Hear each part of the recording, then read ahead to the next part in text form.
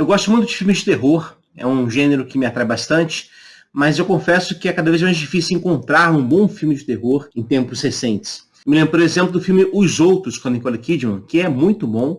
É um filme que não tem efeito visual nenhum, basicamente, e realmente aterroriza. Mas, recentemente, eu encontrei um filme argentino que eu considero como um resgate ao gênero de terror. Um filme muito bem feito e realmente bastante aterrorizante.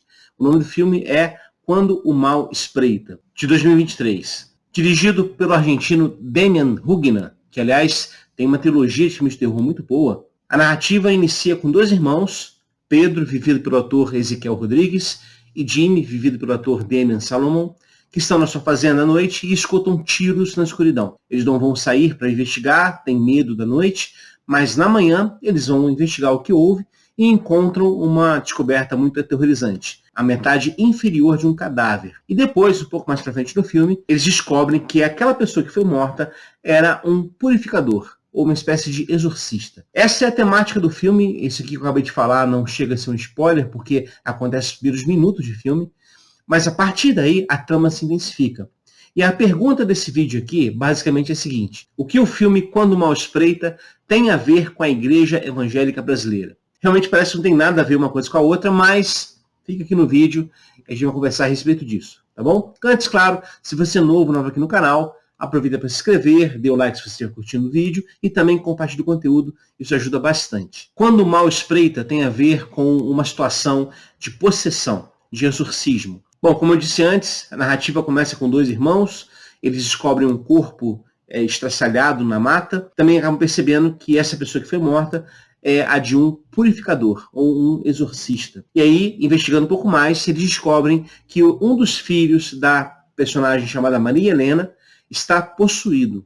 Eles vão até lá e encontram o jovem Uriel, acamado, inchado, coberto de marcas, de feridas, enfim, é uma visão muito grotesca. Aquele é um possuído. E é interessante que nesse mundo do filme, essa possibilidade de possessão é algo tido como normal, como algo possível de acontecer. Então, você não tem os personagens agindo com ceticismo ou descrença. Ao contrário, na própria cidade existe uma espécie de plano de evacuação ou plano de lidar com situações como essa.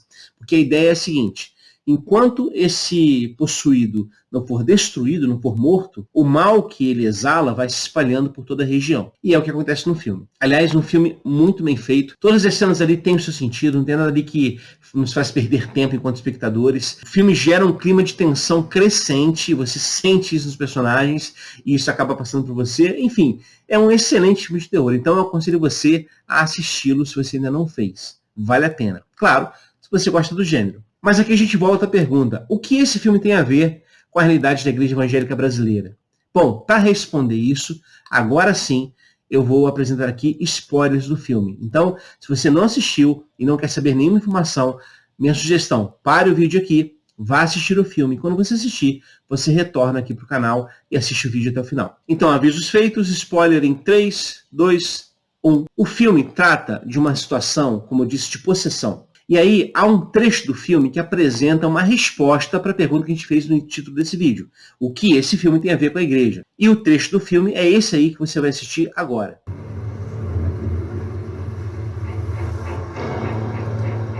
Mi marido era pastor. Teníamos una iglesia. Éramos un fraude. El primer encarnado de Buenos Aires apareció en nuestra iglesia. Al principio pensé que era uno de esos actores que nosotros contratábamos, hasta que empezó a vomitarnos a todos. Vomitaba los restos de su familia que se había comido la noche anterior. Dios murió y los tiempos de las iglesias se terminaron rápido.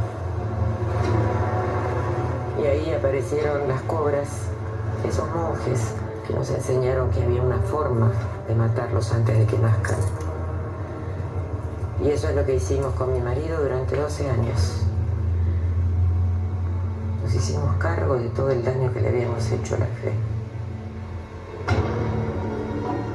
Perceba que está por detrás, então, do surgimento daquele ser possuído ou dos possuídos, que surgiram já há muito tempo, segundo essa própria parte do filme que a gente acabou de ver. A forma como igrejas evangélicas, né, na Argentina lidavam com a questão da fé das pessoas, iludindo as pessoas com atores pagos para fazerem papéis de endemoniados, de curados, enfim. Não é muito distante do que a gente pode realmente perceber ainda hoje aqui no Brasil. E é óbvio, gente, quando eu falo isso, eu não estou aqui generalizando, tá bom? Sempre há igrejas sérias. Na verdade, há muitas igrejas sérias. Muitos pastores e pastores sérios, que lidam com a questão da fé com muito respeito, com muito temor a Deus. Mas a gente precisa também perceber que há o outro oposto. Há pessoas que mercadejam a fé, e essa é uma clássica acusação que o próprio Novo Testamento faz contra pessoas do seu próprio tempo, porque estavam mercadejando a fé, ou seja, transformando a fé em mercadoria. E no filme, gente, a consequência direta disso, ou seja, a consequência de uma igreja que age não com temor a Deus ou com fidelidade ao Evangelho, mas age com o objetivo de controlar as pessoas por sua atuação litúrgica e midiática, tudo isso faz nascer na história do filme os possuídos. Então perceba, é como se de uma maneira a igreja, ao falhar em ser igreja, ela possibilita o surgimento do mal na própria igreja. Ou seja, a igreja se torna um instrumento de destruição, um instrumento de morte.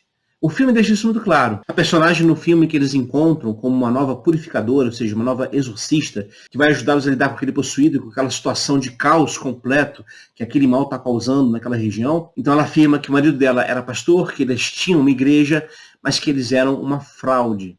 E por que era uma fraude?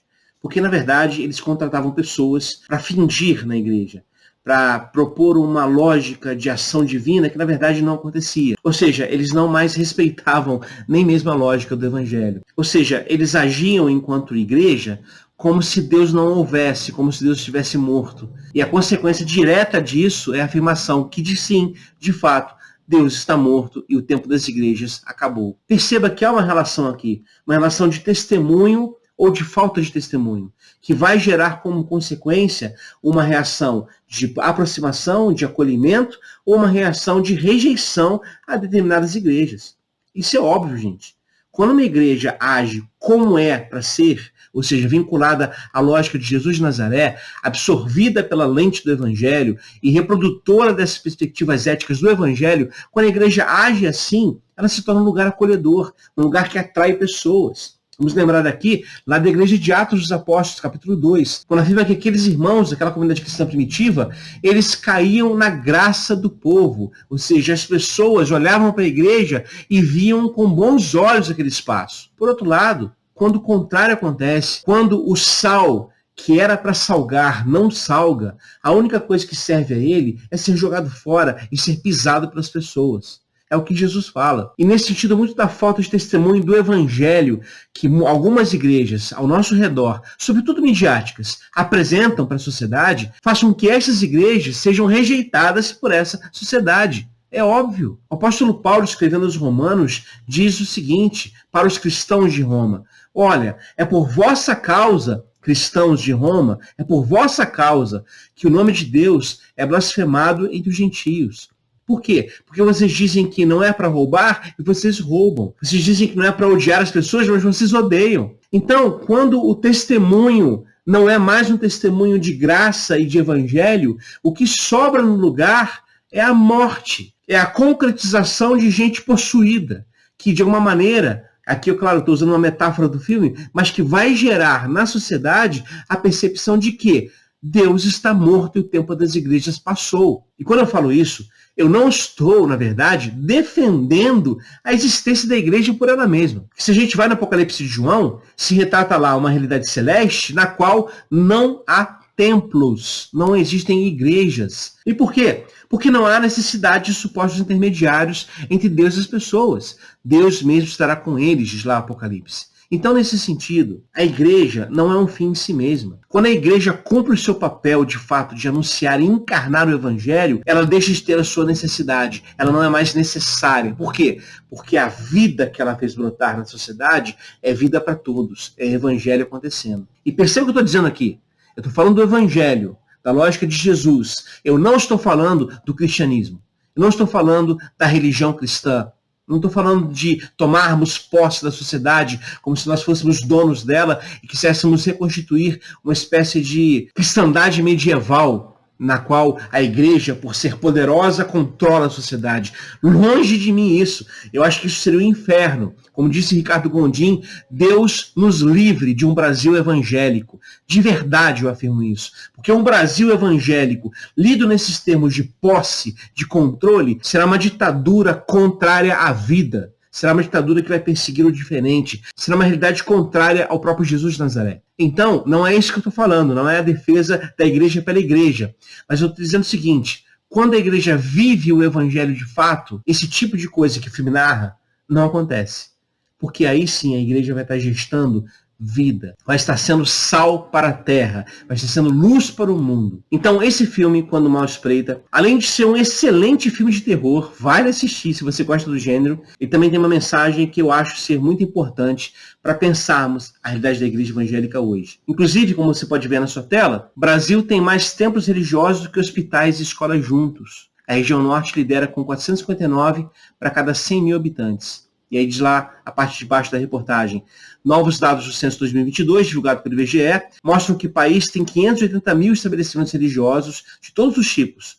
Já o número de instituições de ensino é de 264 mil e de unidade de saúde 248 mil. Esse número representa um problema. É claro que aqui está falando de todos os templos religiosos, mas a gente pode perceber com muita clareza, olhando em volta, que há um crescimento muito grande do número de evangélicos, de cristãos evangélicos no país. E aí a pergunta é, onde está este sal que deveria salgar a sociedade? Onde está essa massa que não é levedada? O que houve? Porque o crescimento de templos religiosos no Brasil, evangélicos, por exemplo, não corresponde a uma mudança social que traz justiça, bem-estar e cuidado para as pessoas. Ao contrário, a desigualdade entre ricos e pobres cada dia aumenta mais. Então há algo de errado nessa conta. E aí talvez o que a gente chama aqui de crescimento evangélico seja, na verdade, o crescimento de igrejas que têm a mesma proposta do filme. São fraudes. E como fraudes, cedo ou tarde, os possuídos tomarão conta e aí o mal se acercará da sociedade. A igreja nasce para ser uma agência do reino de Deus. A igreja, ela não é um fim em si mesma. A igreja, ela é serva do reino de Deus, da mensagem que Jesus anuncia. E nesse sentido, a gente precisaria pensar com muito cuidado qual é a finalidade das igrejas que a gente conhece. E criticar mesmo. Olhar em volta e perceber que a igreja evangélica brasileira, em sua talvez maior parte, é uma igreja que já apostatou da fé em Jesus há muito tempo. E não é que eles não conheçam o evangelho e aí, ao serem apresentados o evangelho, se converteriam de novo à fé. Não. Eles sabem o que é o evangelho. Eles conhecem cada linha do texto bíblico. Eles sabem de cor as palavras de Jesus. Eles só não se importam com elas. Não se importam a ponto de concretizá-las em ações no cotidiano. E aí o resultado disso é que nós temos, por exemplo, pastores evangélicos que apoiam ditaduras militares. Temos pastores evangélicos que apoiam projetos de poder, em busca de dinheiro, em busca de mamon. Gente, isso tudo é um sinal muito claro de que o tempo das igrejas acabou. E nesse sentido, o Deus que elas anunciam está morto. É preciso, portanto, voltar ao Evangelho de Jesus. Eu espero que esse vídeo tenha ficado claro para vocês. Se não ficou, coloque nos comentários aqui a sua questão, a sua crítica, a sua dúvida. Enfim, eu queria dialogar com vocês. O que vocês acham disso? O que vocês acham desse número do censo do IBGE que mostra esse aumento dos religiosos no Brasil e, ao mesmo tempo, que se mostra um descaso cada vez maior com a saúde pública, com a educação. Enfim, como equacionar tudo isso? Então coloque seu comentário aqui no vídeo e aí eu terei o prazer também de conversar com você a respeito disso. Bom, é isso, pessoal. Espero que vocês tenham gostado desse vídeo. Se você gostou, curta o vídeo, compartilhe o conteúdo, ajude o canal a crescer. Quero lembrar também vocês que aqui na comunidade do canal tem uma nova votação para que vocês escolham o livro bíblico que a gente vai aqui abordar numa live aqui no canal, ao vivo, no domingo que vem, dia 11 de fevereiro, tá bom? Às 9h30 da noite. Então, escolha, vote, e aí o livro mais votado será o tema da nossa live aqui no próximo domingo. Um abraço, pessoal, e até!